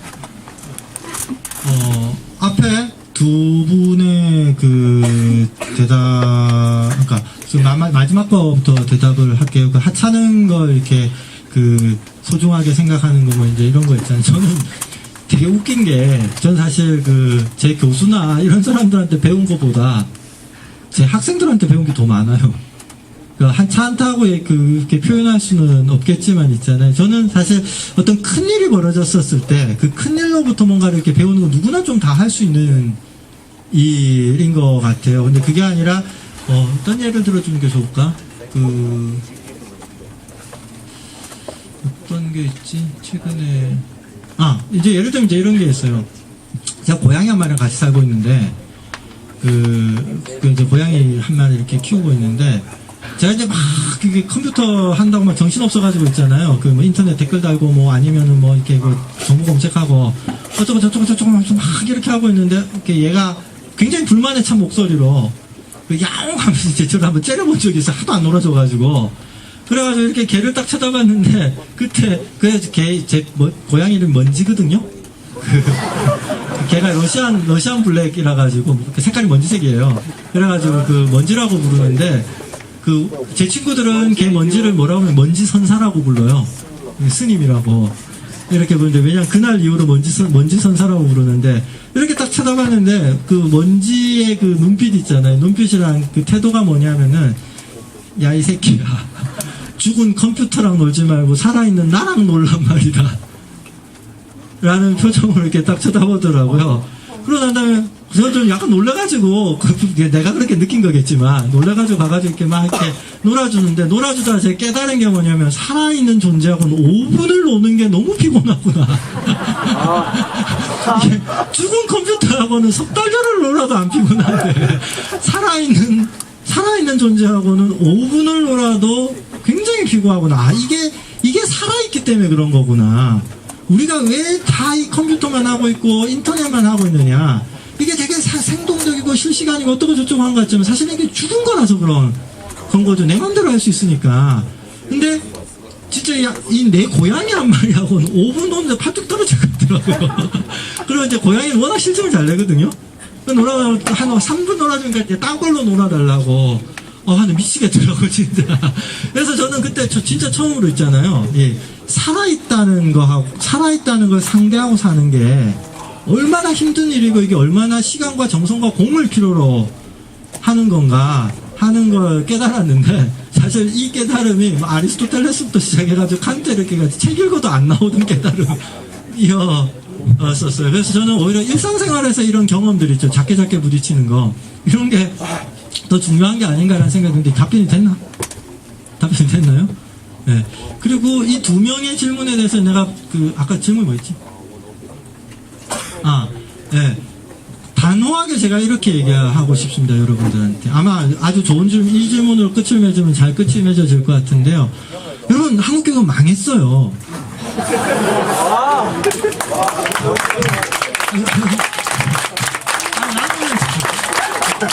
여러분 있잖아요. 내가 이 얘기를 하는 가장 큰 이유는, 여러분, 한국교육은 망했어요. 망한 교육을 걱정하지 마세요. 아니, 왜 망한 걸 걱정을 해요? 이미 망했는데. 망한 걸 걱정하지 마시고, 망할까봐 걱정하지 마세요. 이미 망했어요. 그러면 뭐가 남느냐? 그 다음이 중요한 거죠. 근데 나는 왜 우리가 쓸데없는 고민을 하냐는 거예요. 망했으면 망할까봐 걱정할 필요가 없는 거고, 이게 어떻게 망해갈까를 걱정할 필요가 없겠죠, 그죠? 이미 망했으니까. 근데 망하고 난 다음에 분명한 사실이 하나 있어요. 그게 뭐냐면 우리가 아직 살아있다는 거예요. 망해서 우리가 죽어버린 게 아니라 망했는데 우리가 아직 살아있는 거잖아요, 그죠? 그러면 우리한테는 굉장히 분명한 출발점이 있어요. 우리가 안 죽고 살아있다는. 그러면 우리끼리 이제 하면 돼요. 한국 교육 따위를 걱정하지 마시고, 우리끼리 그냥 이제 선생님, 여기 계신 선생님, 저를 초대하고 여기 저랑 같이 있는 선생님들이면 아마 이런 말을 다 이제 받아들이시고 하시는 분들일 거예요. 선생님들랑 같이 새로운 교육을 하면 되는 거예요. 아까 제가 말씀드렸던 그런 교육, 삶을 위한 교육이고 뭐 이제 이런 것들 있잖아요. 이런 걸 하면 되는 거예요. 그리고 한마디로 표현하면 이제 이런 거죠. 우리가 이제 여러분들이 교실에서 선생님들하고 하는 수업에서 있잖아요. 하는 그 수업과 그 공부만 남아 있는 것이지, 그 공부가 있는 것이지, 한국 교육 뭐 이런 건 없어요. 늘 하는 얘기입니다. 제가 이거 어디 가가지고 강의할 때, 왜 망한 걸 걱정하십니까?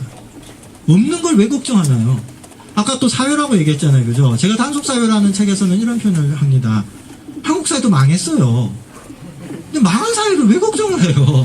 그냥 이제 우리가 살아있기 때문에 우리한테 주어진 과제는 뭐냐면, 이제 새로운 사회를 만드는 거예요. 새로운 관계를 만들어가는 건 거고, 그것만 우리가 잘하면 되는 거예요. 물론 잘 안 될 거예요. 왜냐하면 학교는 망했지만, 교육은 망했지만, 그래도 이 학교라는 제도는 남아있기 때문에, 여러분들한테 뭐 자율학습도 해야 되고, 뭐도 해야 되고, 뭐도 해야 되고 하면서 굉장히 억압적으로 또는 이렇게 얘기는 할 거예요. 하지만, 그거는 그냥 제도라서 이제 그런 것인 거고, 그 안에서 교육을 찾고, 그 안에서 교육을 다시 만들고, 이건 의미가 없는 거죠. 우리가 하면 되는 거예요. 우리가 하면 되는 거, 우리가 만들면 되는 거고, 그걸 통해서 여러분들이 저는, 이 부산역 고등학교에서부터 우리가 좋은 사례를 만들어야죠. 교사와 학생 간의 좋은 사례, 배움의 좋은 사례들 있잖아요. 경험의 좋은 사례, 수업이 어떻게 경이로울 수 있는가, 그리고 무식한 자가, 무지한 자가 어떻게 수업에서 교실에서 환영받을 수 있는가, 환대받을 수 있는 그 경이로움, 그런 경험, 이런 걸 이제 만들어 가면 되는 겁니다. 망한 거 걱정 말고 살아남아 있다는 사실로부터 새로운 걸 시작합시다. 네, 제 얘기는 좋은 강의 해주신 교수님께 다시 한번 큰 박수 부탁드립니다. 이어서 단체 사진 촬영합니다.